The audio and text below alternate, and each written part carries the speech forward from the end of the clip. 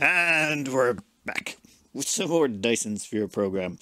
And that star in the background, that star is 1 in a million. And I mean that because it is not only a blue giant, and blue giants are the largest suns you can find. Also, they've got the highest luminosity. What's the luminosity on the sucker again? It's luminosity of 2.766. This is the highest luminosity star I think I have ever seen. At the same time, if we zoom out here, you see this planet here? This planet is about 6.7 AUs from this sun. That's pretty far. Your starting planet is about 1 AU from the sun. So this thing is 6 times further away, and its solar energy ratio is still 175%. That's how bright this sun is. Now, to find this sun was, well, a bit of a journey. Most of it done by Pika Mule from the comments, because Pika put together a mod, and the mod will go through saves. It will generate a map, pull the relevant details for all the stars on it, then figure out if there's a blue sun, and then sort them all. So he gave me access to the mod, and I ran it for a couple of hours, going through 1 million map seeds. And after going through 1 million map seeds, this was the largest blue giant sun that was possible to be found. Now, you may be asking, what's the whole point of that? Well, because the larger the blue giant you have, the larger the Dyson Sphere you can build. So if we were to say build a Dyson Sphere here, it's going to be gargantuan, absolutely huge. So what I'm thinking we do, I want to sort of figure out exactly what scales we're dealing with here. So our home planet, when we created it, it starts 1 AU from the sun. So our home planet can make a Dyson Sphere that's about 0.5 AU in diameter. What I want to do is figure out how big is the diameter on the Dyson Sphere here if we build one around the sun. Sorry, when we build one around the sun. So I brought a few bits and bobs with us. We can put them together. We're going to basically throw down some solar panels and launch some carrier robots so we can put down just one node of this Dyson Sphere. Just one. That's all we want. If we can put down just one, we can then fly out to it and figure out exactly where the Dyson Sphere, how big the Dyson Sphere is going to be. So we'll just stick a node, say, oh, right there should be good. What? Why won't you let me? I think I figured out why it won't let me. It's huge. Look, yeah, what? I can't control the camera enough to make this work. It's too. What the hell? They're minuscule. Is that meant to be that way? What the? I need to play with this for a second. Alright, I think I've got 2 nodes down. Those things are just the distance between 450 structure points. Like, these things are just gargantuan. I have to scroll really slowly because it's just the sizes are so insane. If I just twitch it just a little bit, we're past it already. Alright, let's launch a few ships out there and see exactly how far the radius on this thing is. After covering a chunk of this planet in, well, a lot of solar panels, we're going to plug this in. It's just going to launch us the ships we brought with us. We only brought 40 with us. But all we want to do is see where the ships go and exactly how far out the Dyson Sphere is. Then we can use this new feature here. Where is it? We can basically tag this as the location we want to go to. And then after we go out to the Dyson Sphere, we can figure out exactly how far away the node is from the sun, and that'll give us its radius. And, you know, from that we can figure out its diameter. I'm really curious to see how big this sucker can get. And here is the first node of the Dyson Sphere. And exactly how far away is it? 5.37 AUs from the sun. Okay, so pretty far. This thing's going to have an absolutely ludicrous diameter on it. 5.7? Oh my god. Actually, sorry, 5.36. 5.36. Let me do some math here. Alright, a quick back of the napkin calculation here. It seems pretty straightforward. It's 0.5 AU for the Dyson Sphere in our home system. This one, well, let's say it's rough radius. This one's 5.36 AU. So we could fit 10 of our home, the largest Dyson Spheres we could make in our home system here width to width, and we'd still have wiggle room at the edges. So 10 of them across. Now you got to imagine it's also top to bottom as well. The volume of this is just going to be staggering.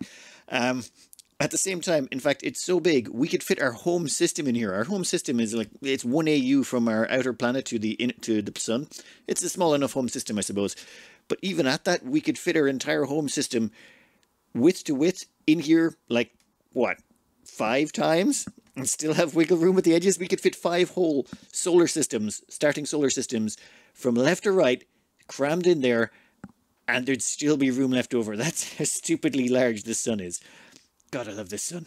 Now, you probably have some questions. One, where can I get the seed? I'll put it in the comments, help yourself, and in the description I'll stick down 10, the top 10 that came back. I think it was actually, yeah, just top 10. I'll give you the top 10 seeds that came out of the mod. At the same time, what is the point of this? Well, nothing really.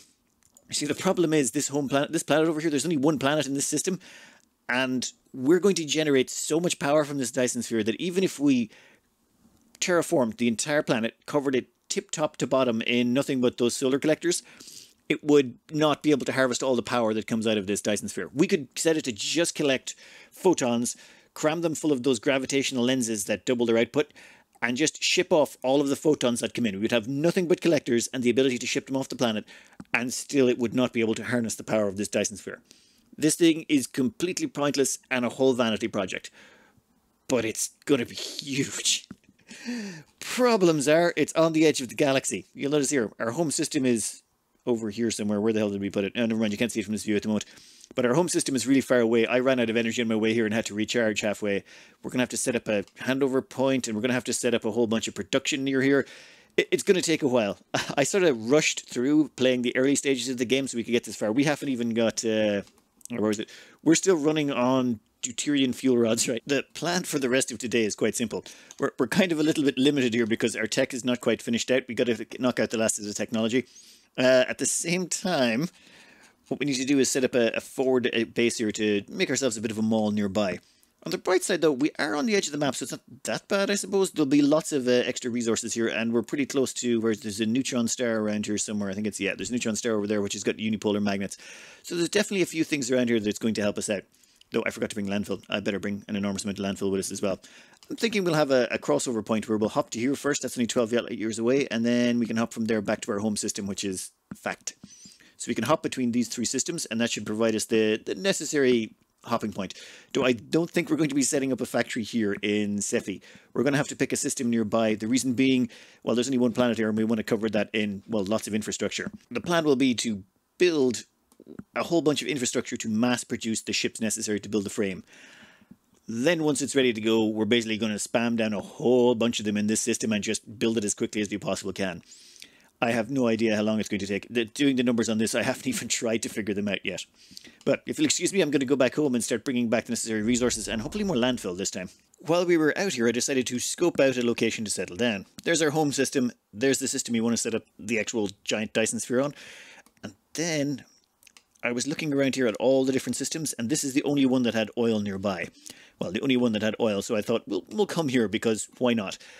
And dear Lord, the amount of resources in this system are ridiculous. We are so close to the edge of the map that it's just... Okay, here's what we have. 232 million iron, 208 million copper, 119 million silicon, 167 million titanium, 111 million stone, 107 million coal, 466 crude oil per second. What the... Oh my god, 23 million organic crystal, 1.3 million spin-form stalagmite crystals, spine form, sulfuric acid ocean, water, hydrogen, and deuterium. In fact, where is it? You'll notice over here there's a gas giant. There's actually 2 planets around the gas giant, which leaves for even more land mass. I'm thinking we set up on this system here. This system here is volcanic ash, so it's a volcanic ash planet, so it's got sulfuric acid, which is always useful, and as well as that, 99.3% construction area. That makes it perfect. And then when we actually want to build our facility, this is going to be our mall, and then our production facility will be over here. This is the planet we'll use to build all of the ships that we're going to ship over to the actual Dyson Sphere. This place, 100% construction area, and yet there's so much resources here. All we got to do is, I think we do a trip back home. We load up on a whole bunch of resources, as much as we can possibly get our hands on. I might want to make sure we've got all the inventory upgrades. And once we have all of those, we come back here and we start setting up our base in this location. Give me like 20-30 minutes here.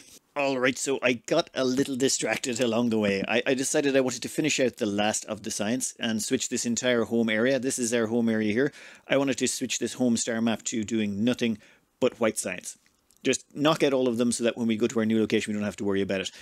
So yeah, I got really distracted on tweaking things and improving things, and right now we're up to yeah, we're doing about 100 signs per minute, and I'm just going to leave it like that. Once it knocks out the last of Dyson Sphere, we're going to migrate to the new planet. But we're running out of time before I got to get the video out. And this is the little Dyson Sphere we were building here. And I say little because, remember, 10 of these are going to fit inside the one we're targeting. So this thing is absolutely kind of minuscule. Also, I turned it off. I turned off all the rockets and the solar sails. I realized I wanted to save all the resources so that all of those mines go into the science, so that way I don't have to come back and it'll last as long as possible before something runs out, because something will run out at some point. Though I did buff a few things before we left. So I figured what we do is use the last of the episode to go through some of the seeds that we got, because maybe you don't want a blue giant that only has one planet around it. I want to see if there's any there that have 2 or even 3 planets that could give you, you know, the maximum amount of photon collection. After going through all the maps, this is the one I decided to settle on as probably my recommendation if you're looking for a good blue giant to build a Dyson Sphere around, and you don't mind if it's not the absolute biggest. And when I say absolute biggest, this thing is pretty close. By pretty close, I mean it's 0.09% smaller. So it's just a fraction of a percent smaller than the largest one possible. However, it comes with a whole host of advantages. The first and most obvious one, it's got 2 planets in its inside, so you can cover those in solar collectors and harvest the maximum amount of sunlight you can get out of this. Well, you still won't be able to harvest all of the Dyson Sphere energy, but, you know, it's a big bonus. Now, on top of that, you'll see the home system is 15 light years away. That is not great, but there is a system here right in the middle, and it's only 7 light years between. It's pretty much equidistant. Let's pop over there and have a look at the resources, because it's got crude oil and a few other advantages that would make it a nice halfway point where you could move from your home system to there, and from there it's just one small step to, well, harvesting a blue giant. This here would be the system I recommend you start in, and it looks beautiful. Well, okay, but resource-wise, let's have a quick look at what you'd be getting yourself into if you decided to settle this system. You notice 4 planets. The resources in this system are absolutely amazing. Crude oil, fractal silicone. You don't even need the crude oil. You've got fractal silicone and sulfuric acid inside the system. Or say organic crystal and sulfuric acid, which means you don't even need crude oil if you play your cards right. At the same time, if we zoom out a bit, you'll see you're just 8 light years from home. So this would be, you'd have to migrate 8 light years to get to this system. But it sets you up so nicely. The only thing you're missing is you don't have access to a good gas giant. However, right next door, unipolar magnets. And right over here at your blue giant, you've actually got a gas giant with hydrogen and deuterium. And over here, right at the 6 light year mark, you've got fire ice and hydrogen on like a gas giant over there. Meaning it's a nice central location where you can just, well, pull in an enormous amount of resources, have plenty of planets to build on, and it gives you a nice staging ground to get into the blue giant. And it's not really that far from your home system. 8 light years is a distance, but settling 8 light years away from your home starting system, not that bad. I would definitely like this system if I wasn't going for, well, the maximum size. Anyway, I will list all of the map seeds in the description, and I'll give a brief overview of which ones have 2 planets or 1 if you want to go through them yourself. This one is probably the best. Special shout out to Pikamula for the mod that allowed us to search the map seeds. It's been able to search 1 million map seeds in a couple of hours, but it's actually really super useful, as you would imagine. Also, a big shout out to Angry Crackers as well. They managed to provide 2 map seeds they were actually joint 2nd place with the other map seeds we found. So I'm presuming they had some sort of program to do some searching with, or they got really lucky. They were pretty ginormous, though they didn't have any have the same advantages say this one had. I'm going to list all the map seeds down below, so next episode we will be tearing into putting the infrastructure together to mass produce a Dyson Sphere as quickly as possible. I'm pretty sure something's going to break, but it's sort of the joy of the game. I know we didn't get very much done today in terms of actually seeing builds go ahead, but it was mostly just all the same old stuff we went through in the last 2 series of putting together the basic infrastructure. Nothing really changed. So I thought I'd skip through as much of that and get you to the exciting bits, or the important bits. Anyway, I hope you enjoyed, and good luck.